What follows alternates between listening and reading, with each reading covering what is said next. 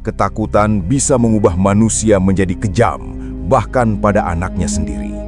Saat sesuatu yang tidak dipahami dianggap sebagai ancaman, cinta, logika, dan kemanusiaan perlahan menghilang.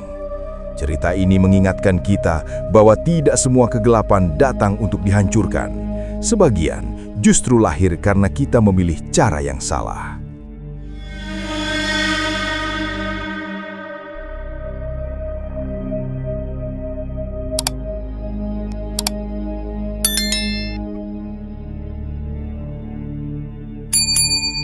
Bayu lahir di sebuah desa kecil yang tenang, jauh dari hiruk-pikuk kota. Sejak bayi, tidak ada yang tampak aneh. Tangisnya normal, tubuhnya sehat, dan ia tumbuh seperti anak lain. Namun, memasuki usia 5 tahun, perubahan mulai terasa. Bayu sering berbicara sendiri, menatap sudut rumah sambil bersisik lirih, menyebut nama orang-orang yang sudah lama meninggal. Suaranya tenang, tidak seperti anak kecil yang bermain-main. Sejak saat itu, kejadian aneh mulai sering terjadi. Hewan ternak mati mendadak, lampu rumah warga sering padam bersamaan, dan setiap kali ada musibah, Bayu selalu berada di dekat lokasi sebelumnya. Desa yang dulu damai perlahan diliputi rasa gelisah. Masalah besar pertama terjadi ketika seorang warga ditemukan tewas di sawah dengan wajah pucat dan mata terbuka lebar. Tidak ada luka, tidak ada tanda kekerasan, hanya ekspresi ketakutan yang membeku. Beberapa orang mengingat sesuatu yang janggal. Sebelum kejadian, korban sempat dimarahi Bayu karena merusak pagar. Anak itu hanya menatap tanpa bicara, lalu pergi sambil tersenyum tipis. Setelah kematian itu, Bayu berubah semakin pendiam. Tatapannya kosong, tubuhnya sering demam tanpa sebab. Saat malam tiba, jeritan terdengar dari rumahnya, bukan jeritan kesakitan, melainkan suara berat yang tidak seharusnya keluar dari tenggorokan anak kecil.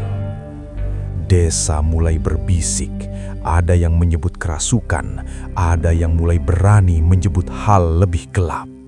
Kekacauan menyebar. Seorang anak terjatuh ke sumur setelah mengaku didorong sesuatu. Warga lain kerasukan massal saat melintas dekat rumah Bayu. Setiap kejadian selalu didahului kemunculan Bayu di sekitar lokasi, entah berdiri diam atau berjalan tanpa ekspresi. Orang tuanya mulai hidup dalam ketakutan. Mereka mengunci rumah setiap malam, namun suara ketukan tetap terdengar dari dalam kamar Bayu sendiri. Saat pintu dibuka, anak itu sedang tertidur pulas, napasnya teratur, seolah tidak pernah bangun. Suatu malam, ibunya melihat Bayu duduk di pojok ruangan sambil tertawa pelan. Saat ditanya, Bayu menjawab singkat. Katanya sebentar lagi desa ini ramai. Kalimat itu menjadi awal mimpi buruk. Puncak amarah warga terjadi ketika 2 orang meninggal dalam satu malam. Salah satunya adalah tokoh yang dikenal taat ibadah. Ketakutan berubah menjadi kemarahan. Warga berkumpul, menunjuk Bayu sebagai sumber malapetaka. Tidak ada lagi bisikan, semuanya diucapkan terang-terangan. Anak itu disebut iblis, pembawa maut, kutukan yang harus dihilangkan. Saat masa mendatangi rumah, orang tua Bayu berdiri di depan pintu. Ibunya menangis histeris, memeluk tubuh kecil itu erat-erat. Ayahnya berlutut, memohon agar anaknya tidak disakiti. Bayu hanya menatap kerumunan.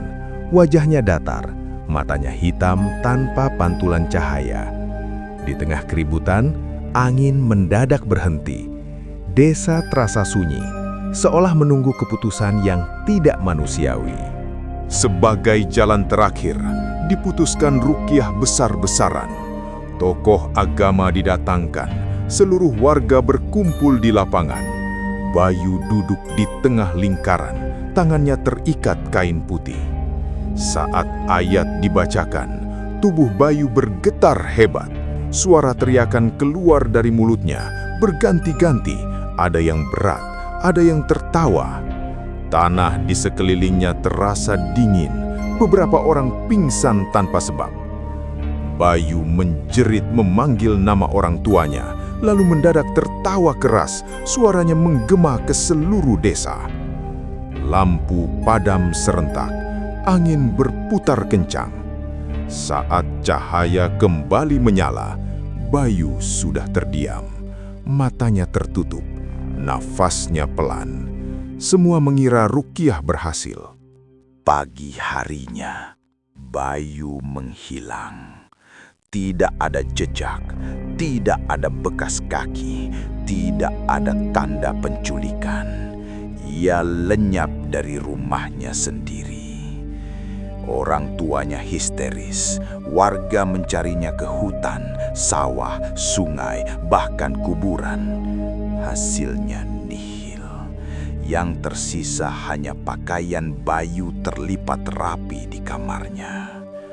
Sejak hari itu, desa kembali tenang. Tidak ada kematian, tidak ada kejadian aneh. Namun, setiap malam tertentu, beberapa warga mengaku mendengar suara tawa anak kecil dari kejauhan. Tak ada yang berani memastikan dari arah mana suara itu berasal.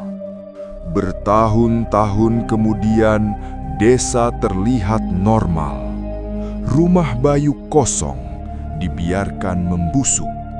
Orang tuanya pergi, membawa luka yang tidak pernah sembuh.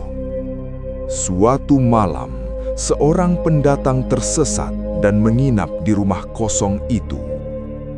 Ia terbangun oleh suara langkah kecil dan bisikan pelan. "Kenapa aku ditinggalkan?" Pagi harinya, pendatang itu ditemukan tak bernyawa. Wajahnya membeku ketakutan. Tidak ada luka, tidak ada penjelasan. Warga hanya diam. Mereka tahu satu hal: Bayu tidak pernah benar-benar pergi. Ia hanya menunggu saat semua kembali lupa.